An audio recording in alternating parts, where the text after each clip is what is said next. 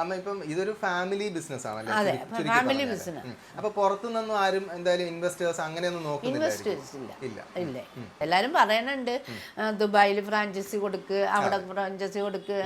അപ്പൊ നമ്മുടെ ക്വാളിറ്റിയും നമ്മുടെ ഇതും ഒക്കെ നഷ്ടപ്പെടുമെന്നുള്ള ആ ഒരു കാഴ്ചപ്പാട്. അതെ, നമ്മൾ നോക്കി നടത്തും പോലെ ആവില്ല എന്നുള്ളത്. നമ്മളിപ്പോ പറയാറുണ്ടല്ലോ, നമ്മളെ വണ്ടി നമ്മൾ സൂക്ഷിക്കുന്ന പോലെ ആവില്ല. തൃശ്ശൂരും ഉണ്ടായിരുന്നു, പക്ഷെ പിന്നെ അത് അങ്ങോട്ട് നോക്കാൻ പറ്റാതെ വന്ന് നിർത്തി. ഇനിയിപ്പോ വേണമെന്ന് ആഗ്രഹിക്കുന്നുണ്ട്. കൊച്ചുമോനോട് പലരും അവിടെ വന്ന് വയനാട് വന്നവരൊന്നും തുടങ്ങി, അല്ലെങ്കിൽ അവിടെ വന്നവരൊന്നും തുടങ്ങി, ഇവിടെ നിന്ന് എല്ലാരും പറയുന്നുണ്ട്. എന്നാലും അതൊന്നും ഇപ്പൊ പെട്ടെന്നാവൂല. എന്ന് വെച്ചാൽ സ്ഥലം കൂടും, വണ്ടിയല്ലേ അത് ഓടിപ്പിക്കണമെങ്കിൽ സ്ഥലം കൂടുതലും അത്രയും വിശാലമായിട്ടുള്ള സ്ഥലം വേണം. ഇപ്പൊ അമ്മയ്ക്ക് ഇനിയിപ്പോ അടുത്ത് ഏതായാലും എനിക്ക് തോന്നുന്നു ഒരു 12ഓളം ലൈസൻസ് ഇനി അതിന് മുകളിലുണ്ടോ? ഇല്ല, ഇനി ഏത് വണ്ടികളൊക്കെ ഉണ്ട്, പക്ഷെ ഇപ്പൊ ക്രെയിനിന്റെ തന്നെ പലതരം വണ്ടികളായിട്ടുണ്ട്. അതൊന്നും ഓടിപ്പിച്ചിട്ടില്ല. ഇപ്പൊ നമ്മള് എവിടെയൊക്കെ കാണുന്ന മെട്രോയൊക്കെ പണിയുന്നിടത്തൊക്കെ പലതരം എക്യുപ്മെന്റ്സ് കിടപ്പുണ്ട്. അതിനൊക്കെ ക്രെയിൻ എന്നും പറഞ്ഞ ഒരു ലൈസൻസേ ഉള്ളൂ.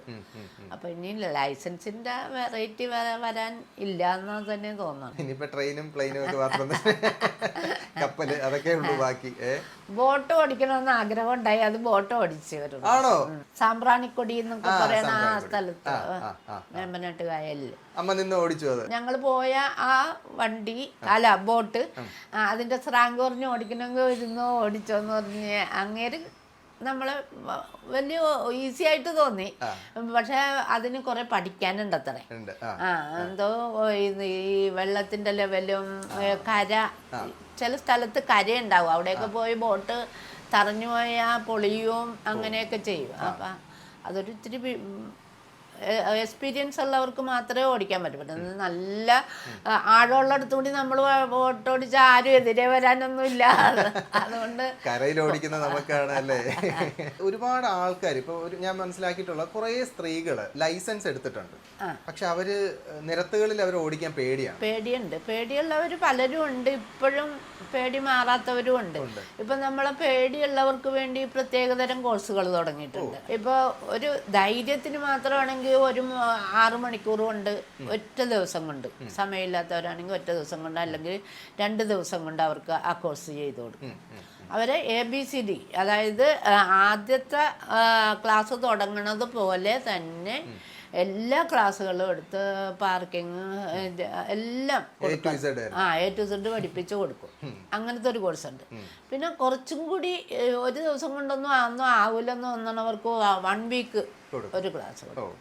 ഇവർക്ക് ഇപ്പം മാനസികമായിട്ടുള്ളൊരു ഇതുണ്ടാവും, അതിന് അവരെ അത് കൗൺസിലിംഗ് പോലെ ചെയ്യണില്ലെങ്കിൽ ക്ലാസ് എടുക്കണവര് തന്നെ ഒരു മോട്ടിവേഷൻ കൊടുക്കും. അമ്മ ഈ കോഴ്സ് ഒക്കെ പഠിപ്പിക്കാൻ വരുന്ന ഫാക്കൽറ്റീസ് ഇല്ലേ, പഠിപ്പിക്കാൻ വരുന്ന ആളുകള് അവര് ശരിക്കും ഏത് തരത്തിലുള്ള എക്യുപ്ഡ് ആയിട്ടുള്ള ആളുകളാണ്? ഇപ്പൊ ബിടെക് അങ്ങനെ ഓട്ടോമൊബൈൽ അങ്ങനെയൊക്കെ പഠിച്ചിട്ടുള്ള എഞ്ചിനീയേഴ്സ് പിള്ളേരാണ് നമ്മളുടെ കൂടുതലും സ്റ്റാഫായിട്ടുള്ളത്. ഡിപ്ലോമയൊക്കെ പഠിച്ചവരെയാണ് നമ്മൾ പഠിപ്പിക്കാനൊക്കെ എടുക്കുന്നത്.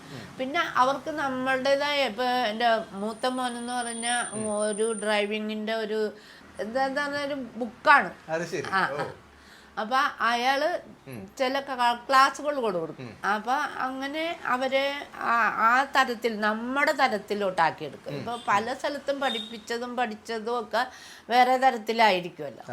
നമുക്ക് നമ്മുടേതായ ഒരു സ്റ്റൈലുണ്ട്. അപ്പൊ ആ സ്റ്റൈലിലോട്ട് അവരെ ആക്കും. ഇപ്പൊ അമ്മയ്ക്കിപ്പോ നമ്മുടെ MVD ഒക്കെ ഒരുപാട് അവാർഡ്സ് ഒക്കെ തന്നിട്ടുണ്ടെന്ന് തോന്നുന്നു അല്ലേ? അതെങ്ങനെയാ അവരുമായിട്ടൊക്കെ ഉള്ള? അല്ല, അവർക്കും അറിയാലോ. ഇപ്പൊ അവര് വരുന്ന സാറന്മാരെന്ന് പറഞ്ഞാല് ഇപ്പൊ നമ്മളുടെ സ്ഥാപനത്തിൽ എത്രയോ ആൾക്കാർ ലൈസൻസ് എടുക്കുന്നുണ്ട്, എത്രയോ ആൾക്കാർ പഠിപ്പിക്കുന്നുണ്ട്, എത്ര സ്റ്റാഫുണ്ട്, ഇതിന്റെ ഒക്കെ കണക്ക് അവർക്കും അറിയാം. അപ്പൊ അങ്ങനെ റെപ്യൂട്ടേഷൻ ഉള്ള ഒരു സ്ഥാനത്ത് എന്തെങ്കിലുമൊക്കെ ചെയ്യണമെന്ന് അവർക്കും കൂടി തോന്നുന്നില്ല. ചെയ്തില്ലെങ്കിലും മോശമാണ്. എന്ന് വെച്ചാൽ ഇത്ര ആൾക്കാര് നമ്മളെ അംഗീകരിക്കുമ്പോ നമ്മളുടെയും കാശ് കൊണ്ടാണ് അവരും ജീവിക്കുന്നത്. അപ്പൊ അവര് അതിനോട്ട് ആ സന്തോഷം. ഏത് കാലഘട്ടത്തിലായിരുന്നു അമ്മയ്ക്ക് ആ ഒരു അവാർഡ് കിട്ടിയത്? ഇപ്പൊ ഒരു അധികം ആയിട്ടില്ല, 2021 അങ്ങനെയൊക്കെ ഉള്ള സമയത്താണ്. പിന്നെ ഈ വനിതാ അവാർഡ്സ് ഇപ്പൊ എല്ലാ കൊല്ലവും കിട്ടുന്നുണ്ട്. കാശൊക്കെ കിട്ടാറുണ്ട്. അല്ല, അതൊരു നല്ലൊരു അംഗീകാരമല്ലേ, നമ്മൾ എടുത്തൊരു എഫേർട്ടിന് കിട്ടുന്ന ഒരു അംഗീകാരമല്ലേ. കാര്യം ഒരുപാട് സ്ത്രീകൾ ഇപ്പൊ അമ്മയെ കണ്ടിട്ട് ഭയങ്കരമായിട്ട് ഇത് ചെയ്ത് തീർച്ചയായിട്ടും എല്ലാവരും അതാണ് പറയണത് എന്നെ കാണുമ്പോ അമ്മക്ക് പിന്നെ ഓടിക്കാൻ ഗൾഫിൽ നിന്നൊക്കെ വന്ന ലേഡീസ് ഉണ്ട് ഒരു ലീവിന് വരുമ്പോ ഒരു ദിവസം ക്ലാസ് ഒക്കെ എടുത്തിട്ട് പോകാന്നും പറഞ്ഞു തന്നെ അമ്മയുടെ ഇത് കാണുമ്പോ ഞങ്ങൾക്ക് ഇവിടെ ഒന്ന് പഠിക്കണമെന്ന് ആഗ്രഹമാണ്. പഠിച്ചിട്ടുണ്ടാവും, ലൈസൻസും എടുത്തിട്ടുണ്ടാവും, പക്ഷെ വണ്ടി ഓടിക്കാനുള്ള ധൈര്യം ഉണ്ടായിട്ടുണ്ടായില്ല. നമുക്ക് കൂടുതലും വരുന്ന സ്ത്രീകളാണോ അതെ അങ്ങനെ? അല്ലല്ല, ഈ ജോലി സാധ്യത ഇപ്പൊ എക്യുപ്മെന്റ്സ് ഇല്ലേ, എക്യുപ്മെന്റ്സിന് ഇപ്പൊ ഫോർക്ക് ലിഫ്റ്റ്, JCB എന്ന് പറഞ്ഞാൽ JCBയുടെ അംഗീകാരമുള്ള ഏക ഡ്രൈവിംഗ് സ്കൂളാണിത്. കമ്പനിയുടെ JCB എന്ന് പറയുന്നത് എക്സ്കവേറ്റർ എന്ന് പറയുന്ന വാഹനമാണ്. പക്ഷെ അത് JCB എന്ന് പറയുന്നത് ഒരു കമ്പനിയുടെ പേര്. അവര് നമുക്ക് ഒരു അംഗീകൃത സർട്ടിഫിക്കറ്റ് തന്നിട്ടുണ്ട്. അപ്പൊ അവരുടെ ഒരു കാർഡ് കൊടുക്കുക, അതിന്റെ കോഴ്സ് ചെയ്യണം. അത് അവർക്ക് 150 പരം കൺട്രീസിൽ ഇതിന്റെ ഏജൻസി ഉണ്ട്. ആ ഏത് സ്ഥലത്ത് പോയാലും ആ കാർഡ് വിലപ്പെട്ടതാണ്. അപ്പൊ ഇങ്ങനെ ഒരുപാട് അംഗീകാരങ്ങൾ തേടി വരുന്നുണ്ടല്ലേ? ഇപ്പോഴാണെങ്കിലും നമുക്കിപ്പോ ഒരുപാട് ഞാൻ മനസ്സിലാക്കുന്ന ഒരുപാട് പത്രമാധ്യമങ്ങൾ അല്ലെങ്കിൽ നമ്മുടെ ദേശീയ തലത്തിലുള്ള മാധ്യമങ്ങൾ അമ്മയെ ഇന്റർവ്യൂ ചെയ്തിട്ടുണ്ട്. അപ്പൊ അമ്മയ്ക്ക് എന്താ ആ സമയത്തൊക്കെ തോന്നിയിരുന്നത്? അയ്യോ, ഞാൻ ഇങ്ങനെ ഒരു വലിയൊരു സംഭവമായി, രാജ്യം മുഴുവൻ അറിയുന്ന ഒരാളായി എന്നൊക്കെ ഒരു അല്ല, ഇതിപ്പോ ആൾക്കാർ പറയുമ്പോ മാത്രമേ ഞാൻ അറിയണുള്ളൂ. എന്ന് വെച്ചാൽ പുറത്തുള്ള പഠിക്കാൻ പോയിട്ടുള്ള ഇപ്പൊ കാനഡ, ഓസ്ട്രേലിയ, സ്വീഡൻ എല്ലായിടത്തും പഠിക്കാൻ പോയിട്ടുള്ള കുട്ടികൾ ഓരോരുത്തരും ഷോട്ടൊക്കെ അയച്ചു കൊടുക്കുമ്പോൾ ഇതെന്റെ മണിയമ്മേടാ അല്ലെങ്കിൽ എൻ്റെ ആൻറ്റിയാണ്. അങ്ങനെ പിള്ളേർക്ക് പോലും അത് ഭയങ്കര ഒരു എന്നോട് ബന്ധപ്പെട്ടിട്ടുള്ള ആൾക്കാർക്ക് അവർക്ക് തന്നെ ഭയങ്കര അഭിമാനമാണ്. അല്ല, അത് നമുക്ക് ഇപ്പൊ ഞാൻ ഇപ്പോഴാണ് അമ്മയെ കാണുന്നതും പരിചയപ്പെടുത്തുന്നത്. പക്ഷെ അങ്ങനെ ഒരു വീഡിയോ ഒക്കെ കാണുമ്പോഴേ നമുക്ക് ഭയങ്കര ഒരു സന്തോഷം, അഭിമാനമാണ്. നമ്മുടെ നാട്ടിലുള്ള ഒരാൾ അല്ലെങ്കിൽ എല്ലാവരും നമ്മുടെ നാട്ടിലെ ഒരു കൾച്ചർ വെച്ചിട്ട് എല്ലാവരും ഒരു ഇത് കഴിഞ്ഞാൽ എനിക്ക് വയ്യ, എനിക്ക് താല്പര്യമില്ല എന്ന് ചിലവര് വണ്ടിയുടെ പുറകു സീറ്റിലിരുന്ന് യാത്ര ചെയ്യാൻ പോലും പഠിക്കും. അപ്പോഴാണ് അമ്മ ഇപ്പോഴും, അതും ഞാൻ കണ്ട പല വീഡിയോസിൽ അമ്മ സ്പോർട്സ് കാർ വരെ ഓടിക്കുന്നുണ്ട്. അയ്യോ, ശരിക്കും അതൊക്കെ നമ്മളെ ഞെട്ടിച്ച് കളഞ്ഞു. നമ്മൾ അത് ശരിക്കും പറഞ്ഞാൽ അത് ഭയങ്കര ഒരു ഗൂസ് ബംസ് മൊമെന്റ്. അത് എന്റെ തന്നെയല്ല, എന്റെ ഫോട്ടോ എന്റെ കൊച്ചുമോന്റെ അവനാണ് ഈ വണ്ടിയൊക്കെ സംഘടിപ്പിച്ചോണ്ട് വന്നത്, എന്നെ അതിലോട്ട് കൊണ്ടുപോകണതൊക്കെ. എന്നാലും അതൊക്കെ ഓടിക്കാൻ പറ്റുമ്പോഴേ നമ്മൾ ചെയ്യണമല്ലോ. അവര് പുറകിലുണ്ടല്ലോ, അപ്പൊ എനിക്കും അറിയാതെ ഒരു ധൈര്യം കിട്ടും.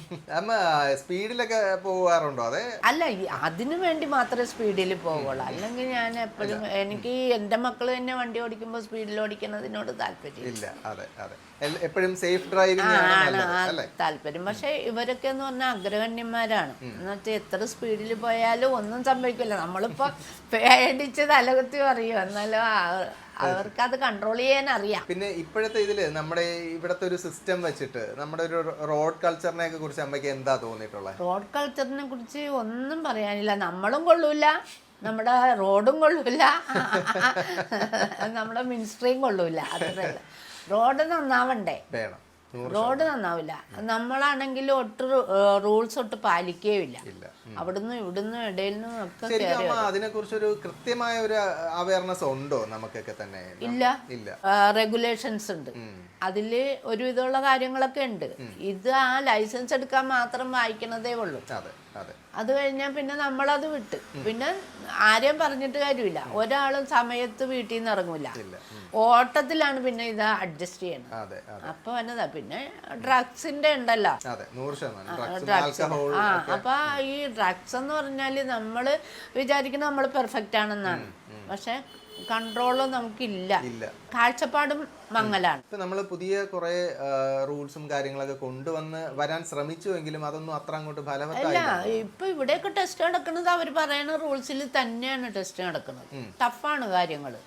പക്ഷെ അതുപോലെ ഇപ്പൊ ഒരു പഠിക്കാത്ത ഒരാളെ പഠിപ്പിക്കാൻ ഒരു ബുദ്ധിമുട്ടും ഇല്ല. അയാൾ അതാണല്ലോ പഠിക്കുന്നത്. പുതിയതായിട്ട് നമുക്ക് ആ പുതിയ മെത്തേഡിലാണ് നമ്മൾ പഠിപ്പിക്കുന്നത്. പഠിച്ച ഒരാളാണ്, തെറ്റായിട്ട് പഠിച്ച ഒരാളാണെങ്കിൽ മാത്രമേ അയാളെ നേരെയാക്കാൻ കുറച്ച് പ്രയാസമുള്ളൂ. പിന്നെ ഇപ്പോഴത്തെ കുട്ടികൾക്ക് കുറച്ചും കൂടി അതിനെപ്പറ്റി അവയർനെസ് ഉണ്ട്. റോഡ് റൂൾസ് ഒന്നും അവർക്ക് അവയർനെസ് അല്ല, പക്ഷെ വണ്ടിയെ കുറിച്ച് അവയർനെസ് ഉണ്ട്.